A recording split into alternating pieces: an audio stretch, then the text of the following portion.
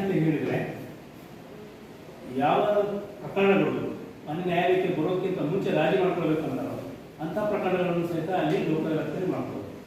Lok Adalat permanent ಲೋಕ ಖಾಯಂ ಲೋಕ ಅದಾಲತ್ ನಾವೇನು ಹೇಳ್ತೀವಿ, ಅದರಲ್ಲಿ ಏನು ಅಂತ ಹೇಳಿದರೆ ಯುಟಿಲಿಟಿ ಸರ್ವಿಸಸ್ ಕೇಸ್ಗಳಿಗೆ ಭಾಳ ಮಹತ್ವ ಇರುತ್ತೆ.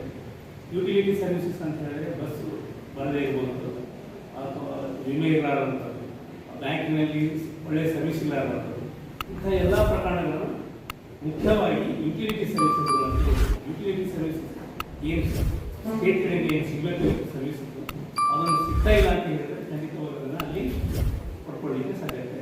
ನೀರಿನ ವ್ಯವಸ್ಥೆ ಆಗಿದೆ ಅಥವಾ ನೀರಿನ ಪೂರೈಕೆಯಲ್ಲಿ ವ್ಯತ್ಯಯ ಆಗಲ್ಲ, ಪ್ರತಿಯೊಂದು ವಿಷಯಗಳು ಯುಟಿಲಿಟಿ ಸರ್ವಿಸಸ್ನಲ್ಲಿ ಇದೆ. ಮತ್ತು ಅದರ ಇನ್ನೊಂದು ವಿಶೇಷತೆ ಅಂತ ಹೇಳಿದ್ರೆ ಅಲ್ಲಿ ಪಕ್ಷಗಳು ಸ್ವತಃ ಹೋಗಿ ಪ್ರಕರಣ ನಡೆಸ್ಬೋದು ಅಥವಾ ವಕೀಲರ ಮೂಲಕ ನಡೆಸ್ಬೋದು. ಅಲ್ಲಿ ಯಾವುದೇ ಫೀಸ್ ಇರುವುದಿಲ್ಲ. ಅಲ್ಲಿ 3 ಜನ ಮೆಂಬರ್ಸ್ ಇರ್ತಾರೆ, ಒಬ್ಬರು ಚೇರ್ಮನ್, 2 ಜನ ಮೆಂಬರ್ಸ್.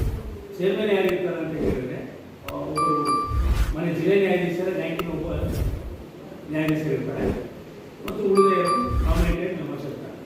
ಸೊ ಅವರು ಅಲ್ಲಿ ರಾಜಿ ಅವ್ರದ್ದು ವೇ ಪ್ರೊಸೆಸ್ ಏನಿದೆ ಅಂತ ಹೇಳಿದ್ರೆ ಅಲ್ಲಿ ರಾಜಸ್ಥಾನದ ಮೂಲಕ ಪ್ರಯತ್ನ ವಿಚಾರಣೆ ಮಾಡೋಕ್ಕೆ ಪ್ರಯತ್ನ.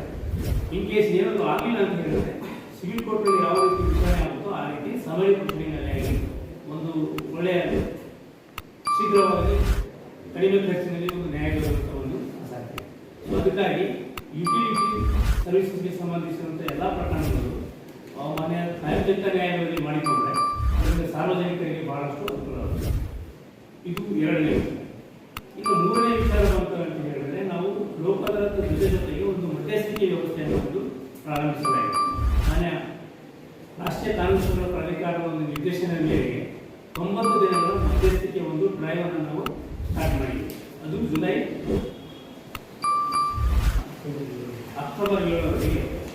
ಅಂದರೆ ಲೋಕ ಅದಾಲತ್ನಲ್ಲಿ ಏನಾಗ್ತದೆ, ನೀವು ಅಲ್ಲಿ ವೇಟ್ ಮಾಡಬೇಕು. ಆ ಡೇಟ್ ಫಿಕ್ಸ್ ಆಗುವವರೆಗೆ ಅಲ್ಲಿ ಇದು ಮಧ್ಯಸ್ಥಿಕೆ ಅಂತ ಹೇಳಿದರೆ ಏನಿರುತ್ತೆ, ದಿನಂಪ್ರತಿ ನಾವು ಇಬ್ಬರು ಪಕ್ಷದವರು ಒಬ್ಬ ಮೀಡಿಯೇಟರ್ ಹತ್ರ ಹೋಗಿ ಅವರು ಅವರಿಗೆ ಮೀಡಿಯೇಟ್ ಮಾಡ್ತಾರೆ, ವಿಷಯ ಏನು ಅಂತ ತಿಳ್ಕೊಳ್ತಾರೆ. ಒಂದು ಇಬ್ಬರಿಗೂ ಒಳ್ಳೆಯದಾಗಿರ್ತಕ್ಕಂಥ ಒಂದು ನಿರ್ಧಾರದ ಸಹಿತ ಅವರಿಗೆ ಅಡ್ವೈಸ್ ಮಾಡ್ತಾರೆ. ಆವಾಗ ಇಬ್ಬರು ಪಕ್ಷದವರನ್ನು ಒಪ್ಪಿಕೊಂಡ್ರೆ ಅದನ್ನು ಒಪ್ಕೊಂಡಿಲ್ಲ ಅಂತ ಹೇಳಿ ಒಂದು ಸೆಟಲ್ಮೆಂಟ್ ಅಗ್ರಿಮೆಂಟ್ ಮಾಡ್ಕೊಂಡು ಬಂದು ಕೋರ್ಟಲ್ಲಿ ಹಾಕಿದರೆ ಅಲ್ಲಿ ಆ ಬೇಸ್ಡ್ ಆನ್ ದಟ್ ಅಗ್ರಿಮೆಂಟ್ ಮನೆ ನ್ಯಾಯಾಲಯದಲ್ಲಿ ಅದನ್ನು ಇತಿಹಾಸ. ಅಲ್ಲಿ ಇನ್ನೊಂದು ಮಧ್ಯಸ್ಥಿಕೆ ವಿಷಯ ಏನಂತ ಹೇಳಿದ್ರೆ ಅಲ್ಲಿ ಪ್ರಕರಣದಲ್ಲಿ ಹೇಳಿರುವಂಥ ಹೇಳಲಾರದೇ ಇರುವಂಥ ಎಲ್ಲ ವಿಚಾರಗಳ ಬಗ್ಗೆ ಅಲ್ಲಿ ಚರ್ಚೆ ಮಾಡಲಿಕ್ಕೆ ಮುಕ್ತ ಅವಕಾಶ ಇದೆ. ಅಂಥ ಸಂದರ್ಭದಲ್ಲಿ ಕೆಲವು ವಿಷಯಗಳು ಪ್ರಕರಣದಲ್ಲಿ ಹೇಳಲಾರಂಥ ಕೆಲವು ವಿಚಾರಗಳು ಇರ್ತವೆ. ಉದಾಹರಣೆಯಾಗಿ ಹೇಳೋದಾದರೆ ಈ ಮೆಟ್ರೋಪಾಲಿಟನ್ ಕೇಸ್ಗಳಲ್ಲಿ ಬಹಳಷ್ಟು ವಿಚಾರಗಳು ಹೇಳೋದಿಲ್ಲ. ಸೊ ಆ ಹೇಳಲಾರದ ವಿಚಾರದಿಂದಾಗಿ ಏನಾಗುತ್ತೆ ಅಲ್ಲಿ ಇಬ್ಬರ ಮಧ್ಯದಲ್ಲಿ ಒಂದು ಮಧ್ಯಸ್ಥಿಕೆ ಮಾಡೋದ್ರಿಂದ 2 ಜನ ಪಕ್ಷದಾರರ ಮಧ್ಯೆ ಇರ್ತಕ್ಕಂಥ ಸಣ್ಣ ಪುಟ್ಟ ಭಿನ್ನಾಭಿಪ್ರಾಯಗಳು ಹೋಗಲಾಡಿಸಲಿಕ್ಕೆ ಒಂದು ಒಳ್ಳೆಯ ಮಾರ್ಗ ಅಂತ ನಾವು ಈ ಸಂದರ್ಭದಲ್ಲಿ ಹೇಳ್ಬೋದು. ಸೊ ಅದಕ್ಕಾಗಿ ನಮ್ಮ ಸವದತ್ತಿ ತಾಲೂಕಿನ ಎಲ್ಲ ಪಕ್ಷದಾರರು ಮತ್ತು ಸಾರ್ವಜನಿಕರು ಈ ಒಂದು 3 ವ್ಯವಸ್ಥೆಗಳು ಅಂದರೆ ಒಂದು ಲೋಕ ಅದಾಲತ್, ಒಂದು ಖಾಯಂ ಜನತಾ ನ್ಯಾಯಾಲಯ ಮತ್ತು ಇನ್ನೊಂದು ಮಧ್ಯಸ್ಥಿಕೆ, ಈ 3 ವ್ಯವಸ್ಥೆಗಳ ಒಂದು ಲಾಭ ಪಡ್ಕೊಂಡು ತಮ್ಮ ಏನು ಲಿಟಿಗೇಷನ್ ಫ್ರೀ ಜೀವನ ನಡೆಸ್ಕೊಳ್ಳೋದಕ್ಕೆ ಸುಲಭವಾಗುತ್ತೆ ಅಂತ ಈ ಸಂದರ್ಭದಲ್ಲಿ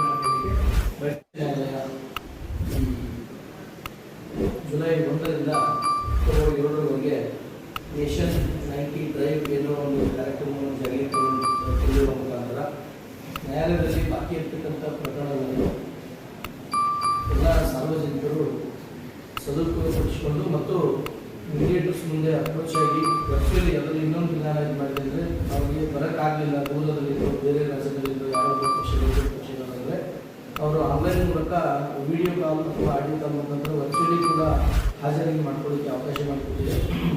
ಅಂಥ ಸಂದರ್ಭದಲ್ಲಿ ಮೀಡಿಯೇಟರ್ಸ್ಗಳು ಒಂದು ವೇಳೆ ರಾಜಿ ಆದರೆ ಅದನ್ನು ನ್ಯಾಯಾಲಯದ ಮುಂದೆ ಕಳಿಸ್ತಾರೆ. ಇನ್ನೊಮ್ಮೆ ಆಗಲಿಲ್ಲ ಇನ್ನೊಂದು ಅವಕಾಶ ಕೊಟ್ಟು 1-2 ದಿನಗಳನ್ನು ಕೊಡಲು ಕೂಡ ನಿಗದಿಪಡಿಸಿದೆ. ಅಂದರೆ ಸಮೀಪದ ದಿನಗಳಲ್ಲಿ ಆ ರೀತಿ ಸಾರ್ವಜನಿಕರು ಈಗಾಗಲೇ ನಮ್ಮ ತಾಲೂಕು ಕಾನೂನು ಸೇವೆಗಳ ಅಧ್ಯಕ್ಷರು ಹೇಳಿದಂತೆ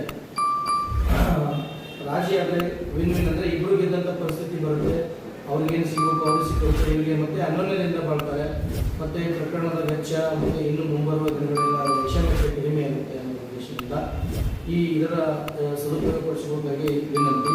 ಮತ್ತು ಇನ್ನೊಂದು ಏನಂದರೆ ಇನ್ನೂ ಕೆಲ ಸಣ್ಣ ಪುಟ್ಟ ಪ್ರಕರಣಗಳಲ್ಲಿ ಕಾನೂನಲ್ಲಿ 10,000 ದಂಡ ಇದ್ದರೆ ಅಂದರೆ 10,000ವರೆಗೆ ಅನ್ನೋದಾದರೆ 20,000 50,000 ಅನ್ನೋರಿಗೆ ಆಗಿದ್ದರೆ ಸ್ವ ಇಚ್ಛೆಯಿಂದ ತಾವಾಗಿ ಬಂದು ರಾಜ್ಯಗಳಿಂದ ನ್ಯಾಯಾಲಯಕ್ಕೆ ಕಡಿಮೆ ಮಾಡುವ ಅಧಿಕಾರವಿದ್ದು ಆ ರೀತಿ ಕಡಿಮೆ ಮಾಡೋದಕ್ಕೆ ನ್ಯಾಯಾಲಯ ಇಚ್ಛೆ ಪಡುತ್ತೆ. ಆ ರೀತಿ ಮಾಡ್ತಾನೆ ನೀವು ಈಗಾಗಲೇ ಕೂಡ.